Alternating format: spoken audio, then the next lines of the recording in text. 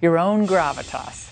And speaking of January 6 hysterics, we're learning exclusively tonight about what's going on inside the FBI. Well, whistleblowers have told Congressman Jim Jordan that the agency is in full-blown retaliation mode, referring to what's going on as a purge of agency employees who hold conservative views. One employee reportedly had his security clearance taken away, and then he was indefinitely suspended from his duty and got his pay taken away for disagreeing with their January 6th narrative.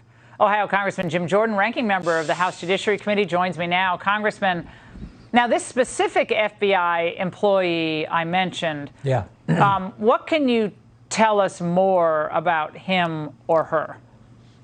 Decorated Iraqi war veteran being run out of the FBI. His allegiance to the country is being questioned because he had the gall to say something that offended the FBI leadership about the January 6th investigation. The other one is also having the same thing happen to them simply because on an anonymous questionnaire they said something that the leadership disagreed with them about January 6th. And I would point out, Laura, that we now have had 6 agents come forward as whistleblowers. 2 on the school board's narrative, on the school board's issue, and 4 now regarding January 6th. That is a concern to us, but we've had literally a half a dozen FBI agents come to our committee. It's happening all over government, is it not, Jim? I mean, it's happening at the FBI. We know it's happening in our military with the whole stand down order, remember, in the spring of 2021 after January 6th. So we have to make sure there are no unsavory people in our military. That was a warning shot that they fired across the bow for our young military men and women, was it not?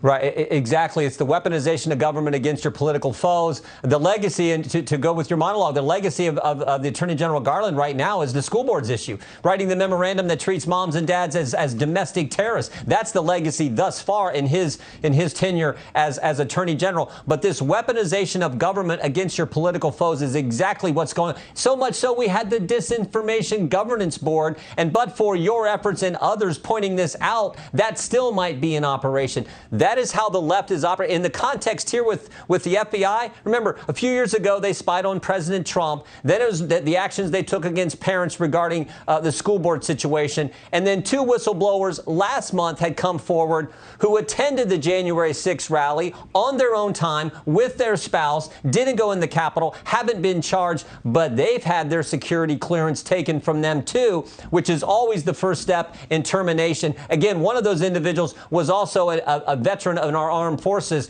This is happening, and it is as wrong can be.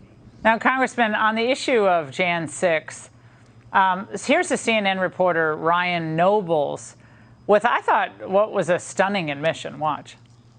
It's largely going to be a controlled message, even though there are Republicans on the panel. These Republicans and Democrats are working in unison. That means there's going to be no opposition voices during these hearings. Laugh out loud hilarious, Jim.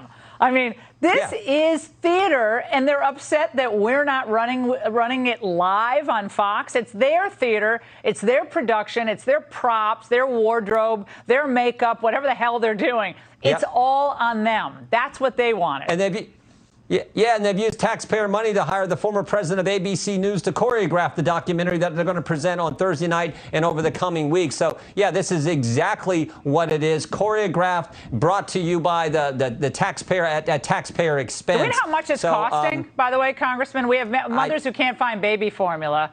All right, we have people struggling to put fuel in their gas tanks. How much is this costing, this little show? I don't know, but I do know you're right. There will be no this is the only committee hearing I've ever seen in Congress where there was not an opportunity to cross-examine witnesses, because there is no Republican on that committee who will do it. So this is worse than what Adam Schiff did in the bunker in the basement with impeachment back in 2019. At least I got to be in that room and depose witnesses. And then when they had the hearings, we got to cross-examine witnesses. But in this situation, that's not even happening. So this is completely choreographed presentation, completely partisan. The good news is the American people have figured all that out.